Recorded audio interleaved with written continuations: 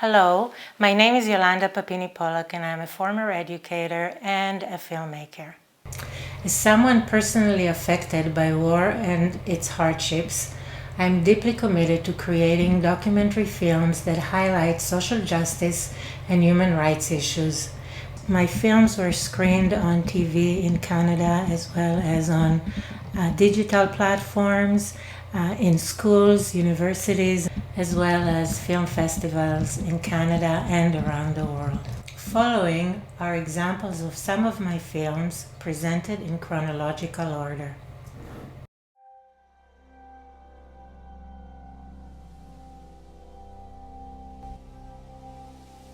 For many days, we couldn't believe that our former neighbors and friends were going to be the ones to kill us.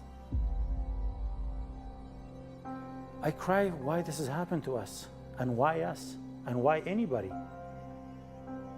How could a human being kill a human being? What for? What's the reason? This is what you did to me at 6 years old. You did this to me. My father was killed, he was 31 years old. Every time the world says never again to genocide, it is about to ignite again, somewhere.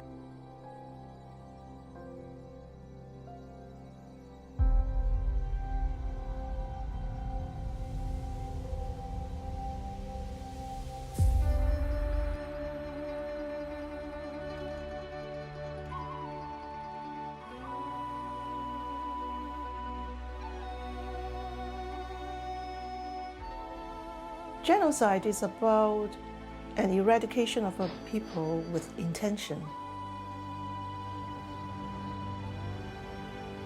我知道很多反攻修炼者就无故消失了。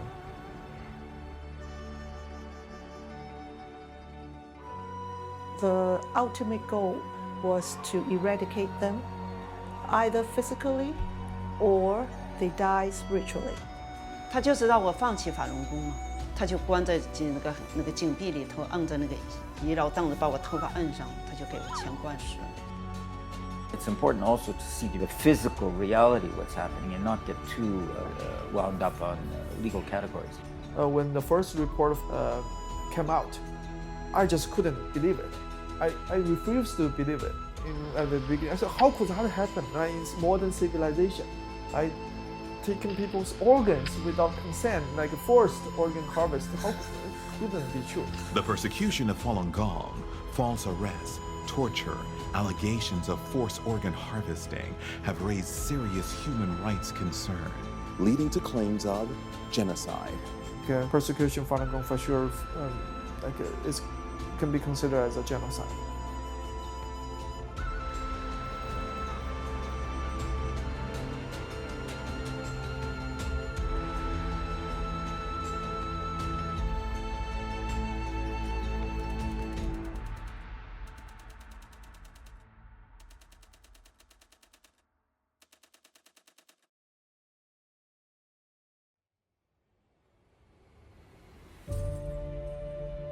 We never knew when they were going to come to gather us all up to go to residential school. I wonder about that sometimes. Why was I spared? Why am I still alive? There's a growing health crisis in Canada's Indigenous community.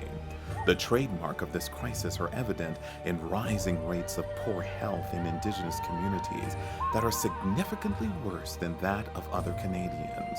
It's not a health crisis for other Canadians or in the minds of other Canadians. It's simple human wisdom that we can't heal from an injury unless we remove the source of the injury. How brutal it was that love between parents and children was attacked and deconstructed and severed through these residential schools.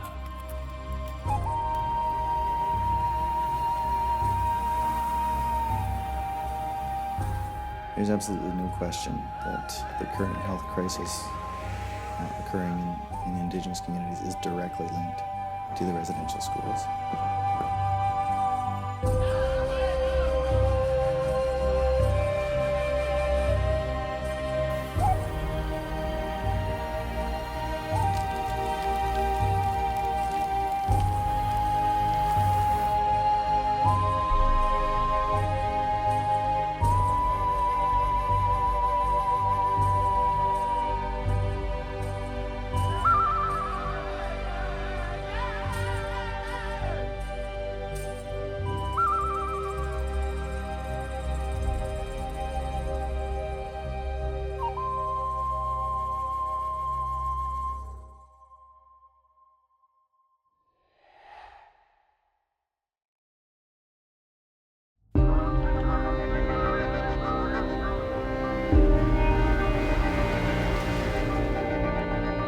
having somebody who went through that kind of horrible event, I don't even have the words for it, honestly.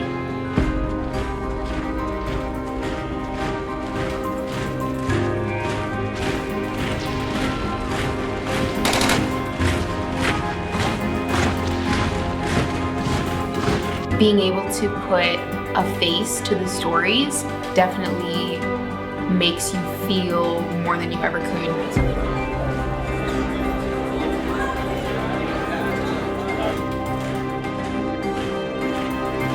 Tikkun Olam means repair the world.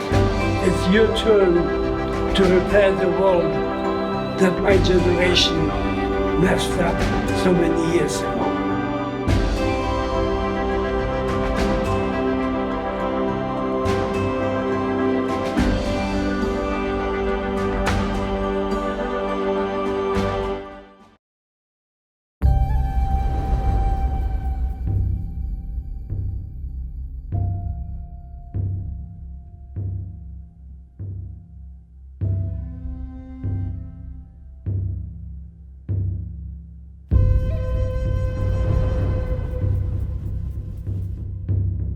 You live in a world where light can be painful. You live in a world where sound can be painful. You live in a world where light touch can be painful.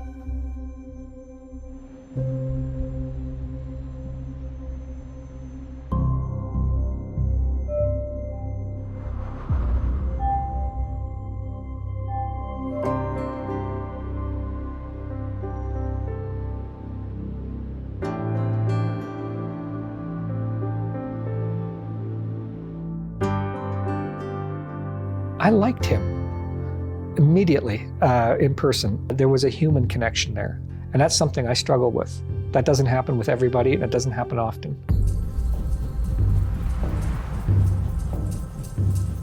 You've got a unique perspective that should be and has to be shared with others, and I'm counting on you to do that. Adrenaline is very nice, you know, it feels good, it feels very alive. We are in the biggest miracle.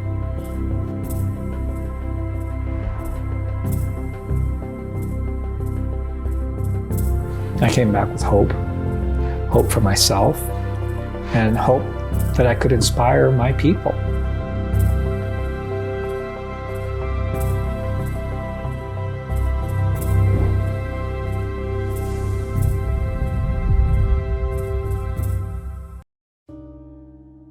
What is the address to your emergency? Hello! Hello!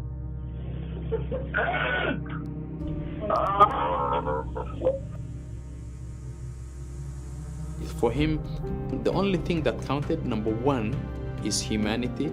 We're all human beings, and each one of us deserves dignity and a fair life in this world. If you will knock at the door and you ask him for $1,000, and the $1,000 is all what he has to survive through the month, he will give it to you. Noor was in a hurry because he wanted to do a lot of things in a short period of time. He was a person who had a solution to everything. Nothing could prevent supporting human beings. He had a lot of friends because he liked to help people. Noor didn't know how to say no. He said, by saying no, you're killing the hope. And then he told me, you know how much hope is important? It's as important as nutrition for bodies.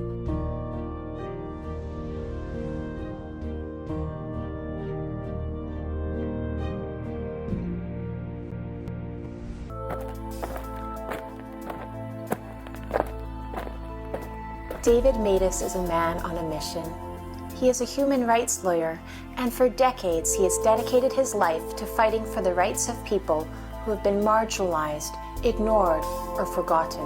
David Matus is prepared to confront injustice wherever he sees it, and wherever he can make a difference, he's there. The way that this gentleman devotes his life for this cause is something that really inspired me. He's very understanding, very approachable, very patient. He pushed forward, against the tide. He's fearless and he's courageous. He motivates so many others to do the kind of work that he's doing.